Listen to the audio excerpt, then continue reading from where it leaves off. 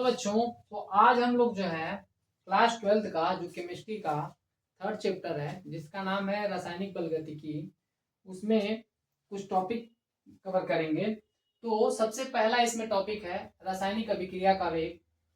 तो रासायनिक अभिक्रिया का जो वेग है वो क्या होता है, पहले उसको समझते हैं। तो रासायनिक अभिक्रिया के वेग को पहले मैं डिफाइन करता हूँ। रासायनिक अभिक्रिया का वेग जो होता है उसको कुछ इस तरीके से डिफाइन किया जाता है। प्रति एकांक समय में आपका जो है अभिकारक की सांद्रता में परिवर्तन क्या कहलाता है, रासायनिक अभिक्रिया का वेग कहलाता है। या इसको ऐसे भी बोला जा सकता है, एकांक समय में आपका उत्पाद की सांद्रता में परिवर्तन को भी हम क्या बोल सकते हैं, अभिक्रिया का वेग कह सकते हैं। ठीक है। उसके बाद अगर इसका फॉर्मूला देखें तो इसका फॉर्मूला होता है रासायनिक अभिक्रिया का वेग बराबर अभिकारक की सांद्रता में परिवर्तन बटे में परिवर्तन में लगा समय। ये क्या बता रहा है, ये बता रहा है कि अगर कोई रिएक्शन हो रही है तो समय के साथ रिएक्शन में या अभिक्रिया में आपका जो है अभिकारक की जो सांद्रता है वो बदलती है।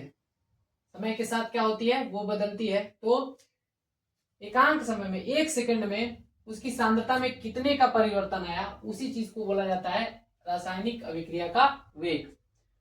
अब रासायनिक अभिक्रिया का वेग है, उसमें सबसे पहला होता है वेग जिसको बोलते हैं औसत वेग। औसत वेग क्या होता है, औसत वेग को ऐसे लिखा जाता है। ठीक है। उसको समझाने के लिए पहले यहाँ पे एक रिएक्शन दिया गया है। मान लीजिए कि एक रिएक्शन है, ये आप लोग का रिएक्टेंट है और रिएक्टेंट समय के साथ क्या हो रहा है, प्रोडक्ट में बदल रहा है। ठीक है। तो उसके लिए औसत वेग कैसे लिखा जाएगा, तो औसत वेग लिखने के लिए आपको सबसे पहले रिएक्टेंट की जो यहाँ पे आपका अभिकारक है, अभिकारक की सांद्रता को लिखेंगे। ठीक है। ये सांद्रता नहीं लिखा जाएगा, सांद्रता परिवर्तन लिखा जाएगा। इस डेल का मतलब होता है परिवर्तन, चेंज। ठीक है ना। तो इसके आगे डेल लिखा हुआ, इसका मतलब ये है कि समय के साथ ये जो आर है वो बदलेगा। तो बदलने के लिए यहाँ पे डेल शब्द का यूज किया जाएगा। डेल जो है ना सिंबल का यूज किया जाएगा। अपान में समय भी जो है धीरे धीरे आगे बढ़ेगा तो समय में भी चेंज देखने को मिलेगा, तो इसलिए यहाँ पे डेल टी लिखा जाएगा। ठीक है।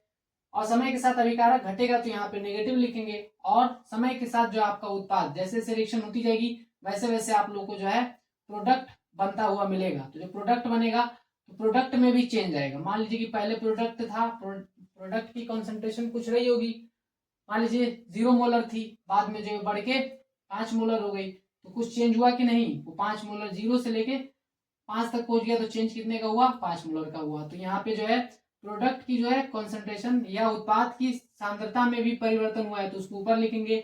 और समय भी समय के साथ हो रहा है तो यहाँ पे समय भी लिखा जाएगा। अब दूसरा जो वेग होता है, दूसरा जो वेग उसको बोलते हैं तात्क्षणिक वेग।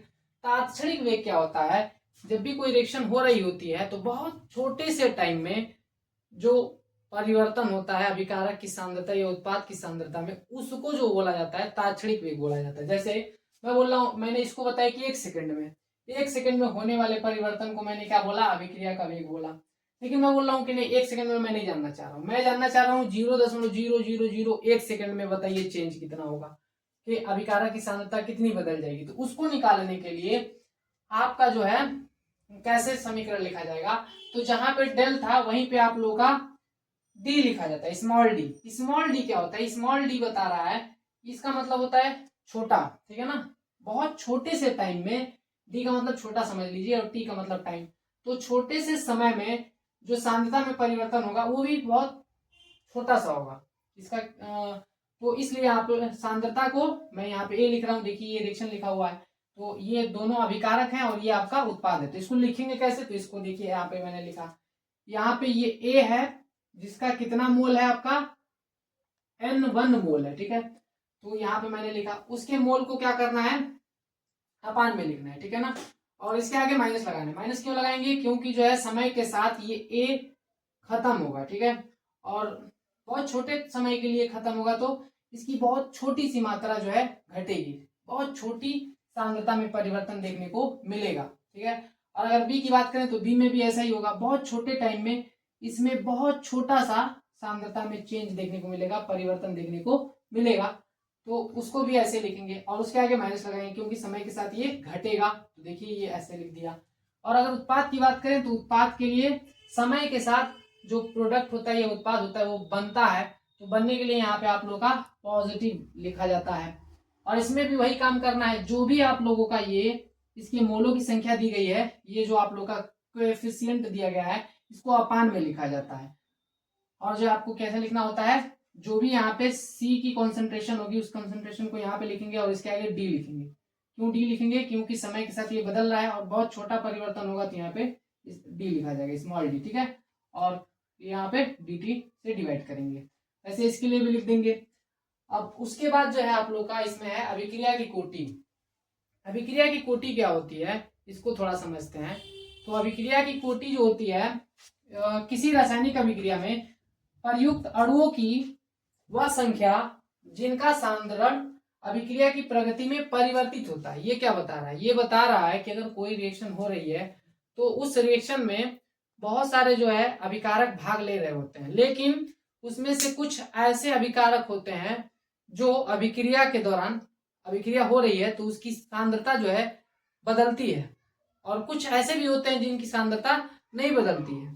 तो जिन जिन अभिकारकों की जो संख्या, जो जो अभिकारक की सांद्रता परिवर्तित हो रही होगी, उन उन अभिकारकों की संख्या को काउंट कर लेंगे तो वो अभिक्रिया की कोटि को बताएंगे। जैसे मैं बोल रहा हूं, मान लीजिए कि यही रिएक्शन, मान लीजिए इस रिएक्शन में ए है बी है, ठीक है, अभिकारक, इसकी इनका दोनों का रिएक्शन हो रहा है। मान लीजिए रिएक्शन में मैंने क्या देखा कि ए जो है ना, समय के साथ इसकी सांद्रता में चेंज देखने को मिल रहा है। मान लीजिए कि मैंने बोला कि पहले था 5 मोलर, बाद में हो गया 3 मोलर, तो चेंज हो रहा है।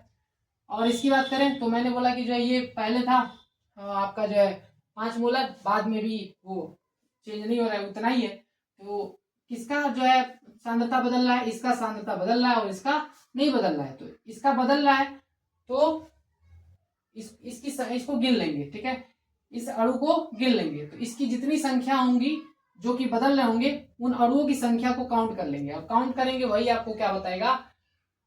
अभिक्रिया की कोटि को बताएगा। तो इस वाले केस में मैंने बोला कि ये एक अणु है, मान लीजिए, जिसकी वजह से जो है रिएक्शन के दौरान जिसकी सांद्रता बदल रही है, तो इसकी आणविकता कितनी होगी? 1 होगी।